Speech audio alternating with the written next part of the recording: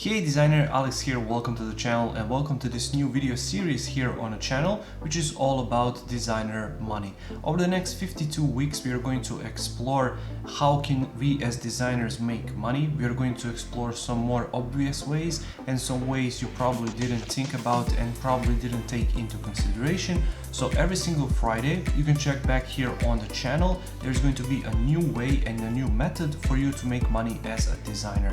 If you don't like this week's method, you can check back next week and make sure to hit that subscribe button not to miss out, and you can also turn on those bell notification icons so that you're going to get notified every Friday when I launch a new video. This is the insert for my course 101 ways to make money as a designer, and you can check it out by going to my membership.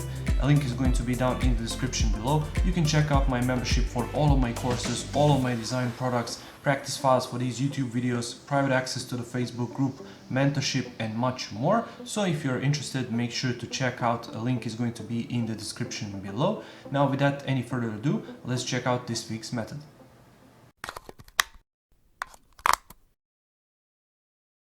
This week's method is quite simple, but designers are scared of it the most, is charge more. As soon as you start getting clients, you're going to see your expenses going up. Those expenses can be something basic like utilities, clothes, food, rent, stuff like that, all the way up to professional equipment, like for example, you purchased a new computer, you purchased a new mouse, a new keyboard, a new desk setup, a new chair, stuff like that. All of those things cost money. So therefore, to keep up with your career progress, you have to charge more. If your old clients don't understand, then for example, you can give them discounts because they are loyal clients. But with new clients, you can simply approach them this way. Look, I did those rates in the past. Now I have moved on in my career. I have all of these clients under my belt and I want to charge more money. Make sure to understand that the best and easiest way to understand how much you actually need to charge to survive is to put all of your expenses down on a simple piece of paper.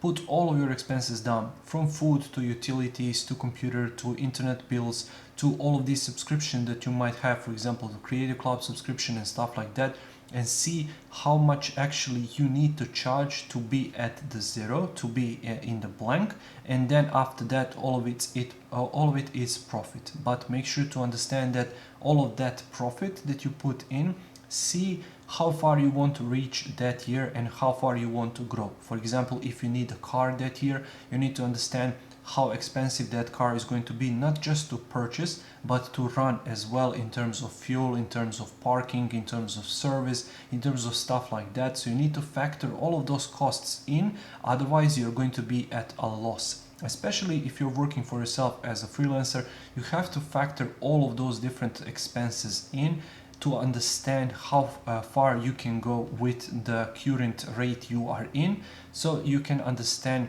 how much you actually need to charge in order to be able to afford all of those things. But once again, be realistic. Don't be like, I want to buy a car, I want to buy a new Tesla, for example, which costs, I don't know, $100,000, so therefore I have to charge that much. No, be realistic at where you are with your experience, with the market you are in, with the niche you are in, with your previous experiences and your previous clients, but make sure to charge more. In terms of when should you charge more, general advice I give to young designers is every single year try to step up a little bit and then see if you offend your clients and see if those clients are actually the right fit for you.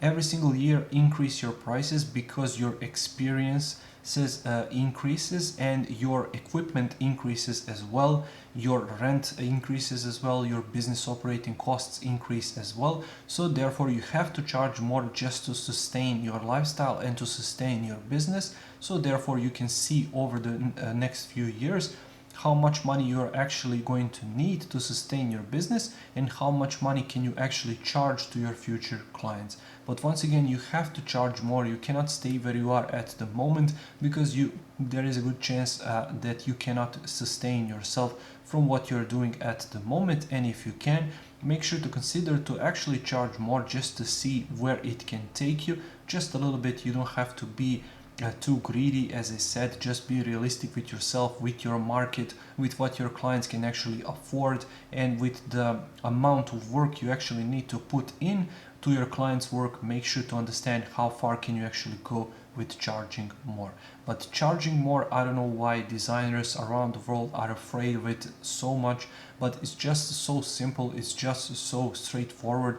You have to charge more in order to sustain your business and in order to grow, so you can provide even better work and even better value to your clients.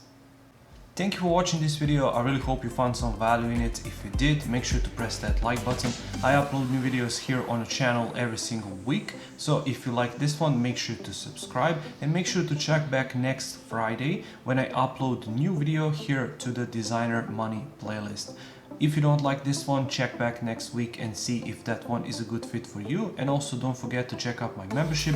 Link is going to be down in the description below if you want to get all of my courses, all of my design products, all of my practice files for these YouTube videos, private access to the Facebook group, mentorship, and much, much more. So thank you once again for watching, and I'll see you in the next one. Take care.